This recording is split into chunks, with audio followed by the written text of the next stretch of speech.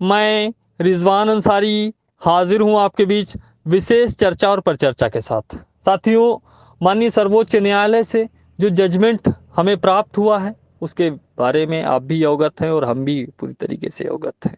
एक दिन तो पूरा का पूरा अवसाद में मेरे जीवन का पहला दिन रहा होगा शायद, जब मैं इतना निगेटिव हुआ।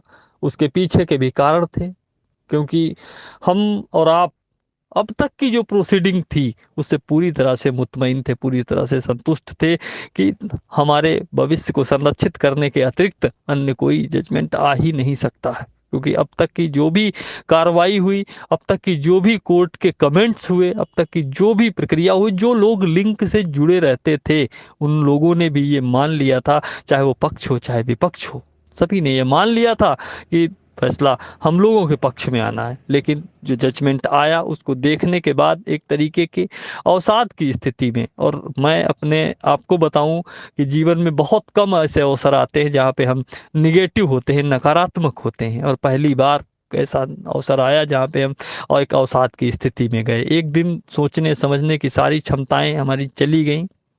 लेकिन हम धन्यवाद देना चाहते हैं प्रदेश के उन तमाम साथियों का, और खासकर अपनी महिला जो बहनें हैं उनका।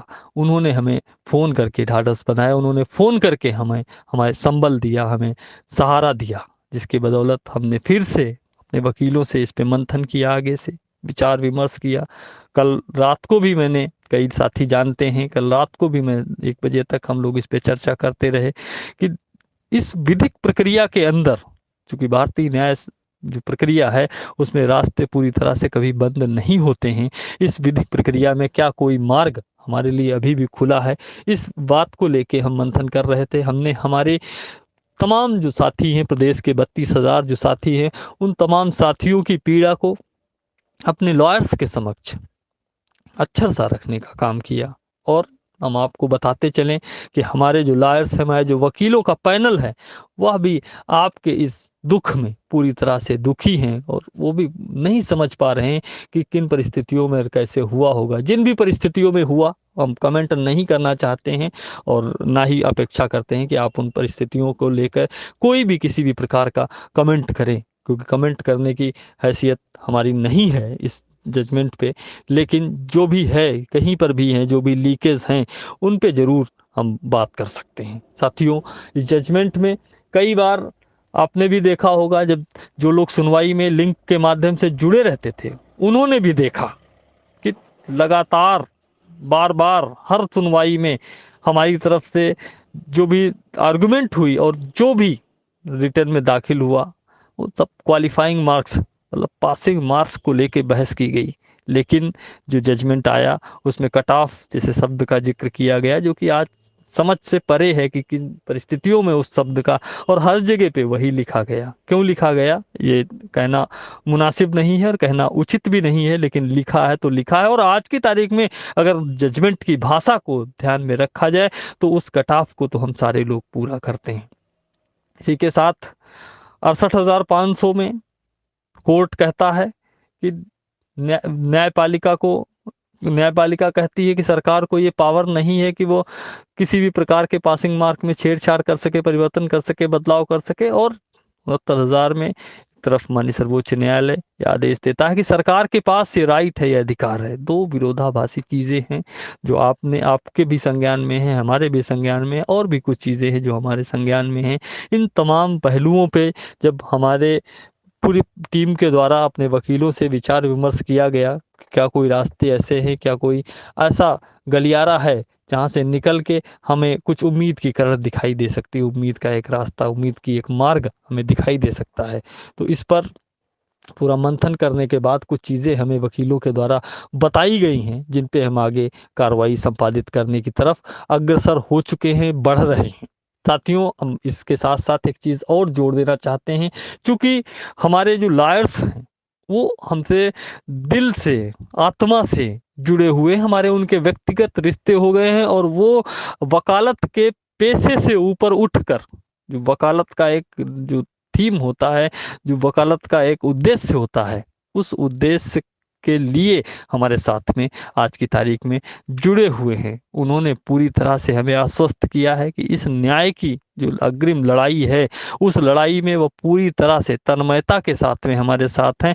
और सबसे बड़ी चीज़ है, क्योंकि वो भी इंसान हैं और उनको पता है कि हमारे साथ में हमारे जो हजारों परिवार हैं, उनके बच्चों के साथ में क्या हुआ है, पूरा दुखड़ा हमने जब उनके सामने रखा तो उन्होंने बताया कि आगे की लड़ाई वो फ्री ऑफ कॉस्ट लड़ेंगे, किसी भी लड़ाई का किसी भी प्रकार का वो कोई भी शुल्क नहीं लेंगे। बहुत बड़ी चीज़, बहुत बड़ा एहसान उन्होंने हम पर ये करने का काम किया है। हमारे पूरे जो शोषित और पीड़ित शिक्षामित समाज है, उसके ऊपर ये बहुत बड़ा उपकार और बहुत बड़ा एहसान करने का काम किया है। हम जीवन भर इस चीज़ के लिए कभी भी अपने आपको हमेशा हम उनका ऋणी पाएंगे, ऋणी मानेंगे उनका इस उपकार और इस एहसान के लिए कि वो हम जो भी आगे कार्रवाई करेंगे उसके लिए किसी भी प्रकार का वो हमसे कोई भी सहयोग, कोई भी शुल्क नहीं चार्ज करने वाले।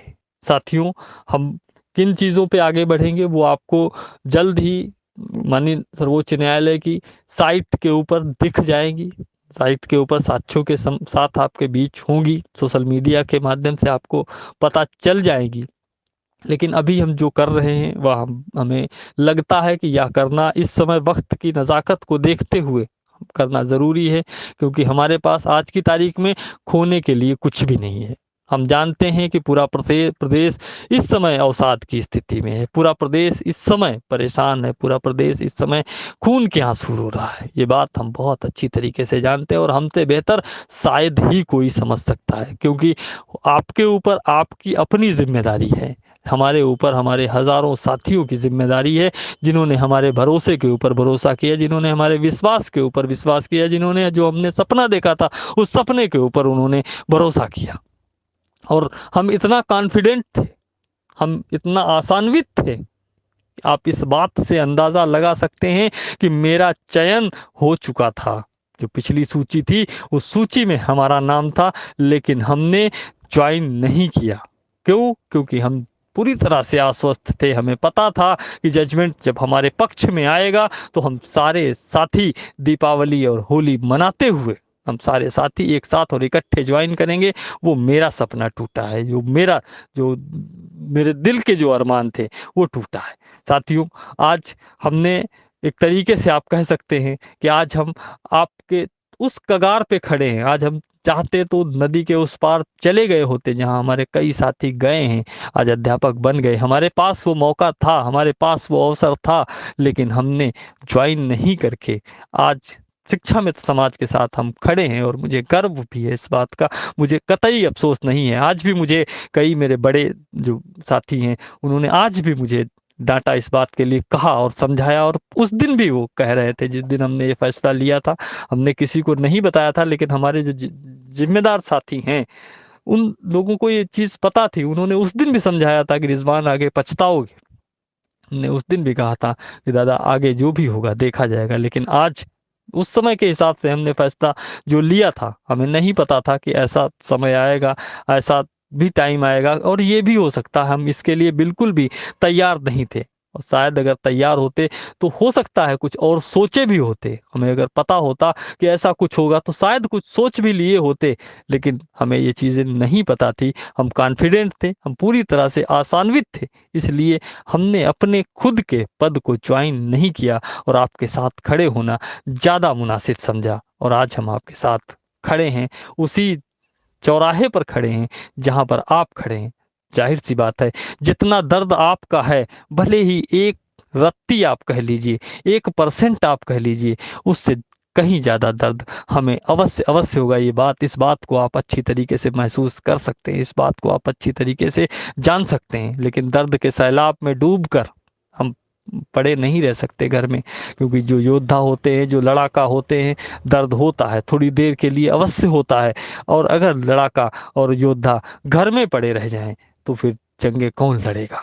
ऐसा हमें बताया गया, आप सभी के द्वारा हमें उत्साहित किया गया। इसके एवज में हमने फिर से खड़े होने का एक फैसला लिया है।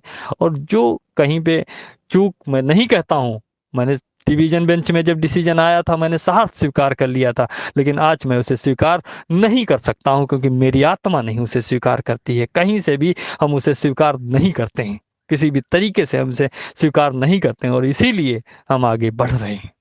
साथियों, जो भी चीज़ें, जो भी स्थितियां होंगी, हम आगे से आगे आपको अवगत कराते रहेंगे। तमाम साथियों से हम यह अपेक्षा और अपील करते हैं, तमाम साथियों से हम यह अनुरोध करते हैं कि समय जरूर आपके विपरीत है, बादल जरूर घने और काले हैं, लेकिन इस कोहरे के बाद एक रोशनी होगी।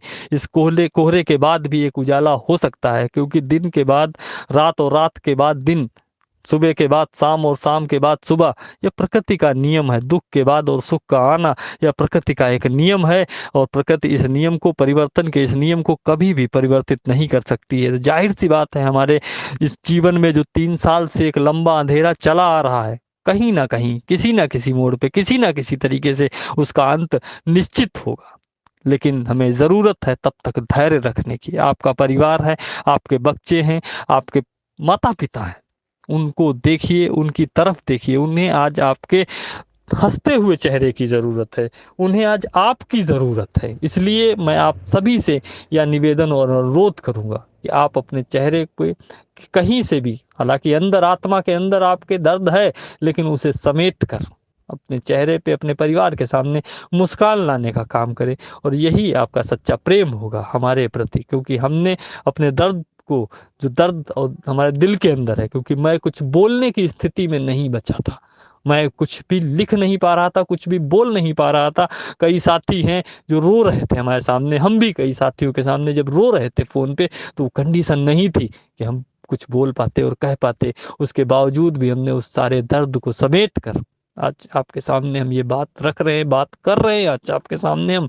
तो इसके हम आपसे भी निवेदन करते हैं कि अपनी हिम्मत को बढ़ाइए, अपने हौसले को बढ़ाइए, क्योंकि आप अगर अपने एक साथी को हौसला देंगे, तो वो साथी दूसरे साथी को हौसला देंगे।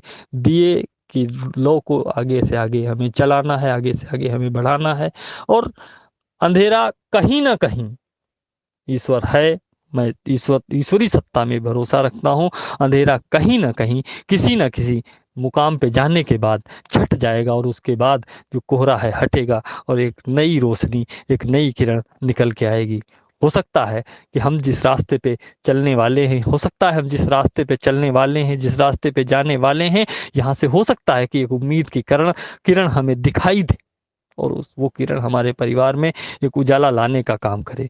जो भी साथी जो कर सकते हैं वो करें। आज हमारे पास खोने के लिए कुछ भी नहीं बचा हुआ है। ऐसी परिस्थिति में हम जो भी चीज़ें हैं उनको विधिवत और बहुत ही अच्छे तरीके से फूंक फूंक कर कदम रख के उनको करने का प्रयास करेंगे। और हमारे जो सीनियर वकील हैं, उन्होंने भी हमें आश्वस्त किया है कि वो हर इस संकट की घड़ी में हर मोड़ पर, हर कदम पर उन्होंने आश्वस्त किया है कि वो हमारे साथ, हमारे इस पूरे के पूरे परिवार के साथ वो खड़े हैं, पूरी तरह से वो खड़े हैं। और जिसके लिए उन्होंने जो उनका हर जाना होता है, जो उनकी फीस होती है, उसको भी लेने से उन्होंने साफ साफ बोल दिया कि हम अब किसी भी प्रकार का कोई भी चार्ज नहीं करेंगे। इसके लिए मैं उनका आभार हमेशा हमेशा जीवन भर, जब तक जिंदा रहूंगा तब तक उनका आभार मैं व्यक्त करता रहूंगा, और मेरी आत्मा उनके प्रति ऋणी रहेगी और आभारी रहेगी। और मैं ये मानता हूँ कि अगर हम सफल होते हैं तो ऐसी स्थिति में पूरा शिक्षा में समाज भी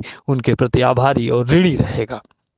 साथियों, हम समय समय पे आपके बीच आने का प्रयास और प्रयत्न करेंगे, क्योंकि सोशल मीडिया पे उपस्थित रह पाना, बहुत अधिक समय दे पाना संभव नहीं है। और सोशल मीडिया पे कमेंट करने का और इन सब चीज़ों को, जो कार्रवाइयाँ हैं, इनका, इन चीज़ों को करने का अभी उचित समय नहीं है। एक समय आएगा, हमारा भी आएगा, क्योंकि बकरे की जवानी 2.5 दिन की होती है, वो भी 1.5 टांग पे कूदता है।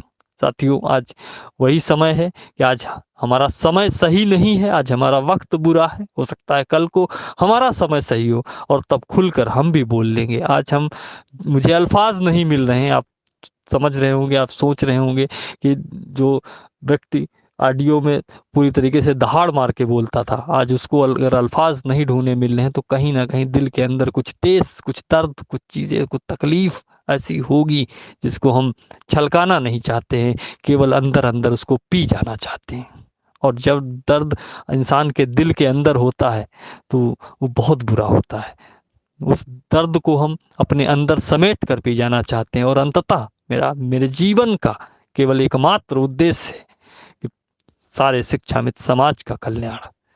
उसके लिए मैं प्रमाण के तौर पे कुछ भी नहीं कहना चाहूंगा, आप सारे लोग गवाही हैं। इससे बड़ा कुछ भी नहीं हो सकता कि हम एक अवसर था, शायद ही कोई हो प्रदेश के अंदर जिसके पास एक अवसर हो अध्यापक बनने का, और उसने उस अवसर को ऐसे ही जाने दिया हो। हमने उसको भी ठुकरा के और आपके साथ रहना हमने ज़्यादा बेहतर समझा, और हम आज आपके साथ पूरी तरीके से आपकी इस लड़ाई में पूरी तरीके से अपनी लड़ाई, चूंकि आज अगर कल को आपका भविष्य सुरक्षित होगा तो उसी में हमारा ही भविष्य सुरक्षित होगा, उसके अतिरिक्त अन्य कोई विकल्प नहीं है। इसलिए आप हमें ये मान के चलिए कि हम और आप जब एक एक मिलेंगे तभी 11 होंगे, और हमें एक दूसरे का संबल बनना है, हमें एक दूसरे का सहारा बनना है। हो सकता है किसी साथी से किसी अवसाद की वजह से कोई गलत कमेंट भी हो जाए, उसे माफ करिए, क्योंकि वो आज अपने होश में, आज अपने हवास में नहीं है, उसे तकलीफ है, दर्द है उसके सीने के अंदर। वो जो सपना देखा था वो सपना टूटा है। साथियों, एक दूसरे का सहारा बनने की हमें जरूरत है, और जल्दी ही जो चीजें हम करने जा रहे हैं वो उससे किसी का आहित नहीं होने वाला है, कोई भी चीज का नुकसान नहीं होने वाला है, और वो चीजें आपके सामने भी आएंगी। इतना हम श्योर कर सकते हैं, उन चीजों से कोई भी अहित नहीं होने वाला है। जो भी होगा मिलेगा ही मिलेगा, जाने वाला उसमें कुछ भी नहीं है। ऐसे कार्य की तरफ हम आगे बढ़ने जा रहे हैं। इसलिए आप सभी से यह अपेक्षा अनुरोध करते हैं कि आप अपने परिवार के साथ समय दीजिए, आप अपने बच्चों के साथ समय दीजिए, आप अपने माता पिता के साथ में समय को गुजारिए। समय शीघ्र ही ये कट जाएगा और आगे अच्छा उजाला आएगा। हम जल्दी ही आपके बीच में उपस्थित होंगे। तब तक के लिए आप सभी का बहुत बहुत आभार, आप सभी का बहुत बहुत धन्यवाद। आपके संघर्ष का साथी रिजवान अंसारी। जय हिंद।